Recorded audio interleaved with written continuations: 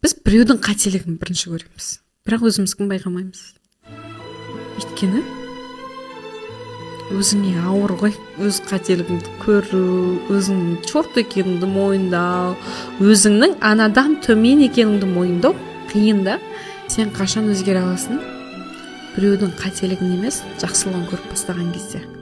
Сен біреудің жақсылығын көріп, біреуге қолдау көрсетіп бастаған кезде, өзіңнің де өмірің жақсылыққа қарай ауысады. Солай жақсы өмір сүруге талпынуға болады, хотя бы сөзіңді түзеп, өзіңнің адамға деген көзқарасыңды түзеу арқылы. Қатты біреуді бір жамандағың келіп баратса да, біреудің қателігін көріп баратсаң да, өзіңді басуға тырыс та, керісінше сол адамға жақсы сөйлеп қалшы.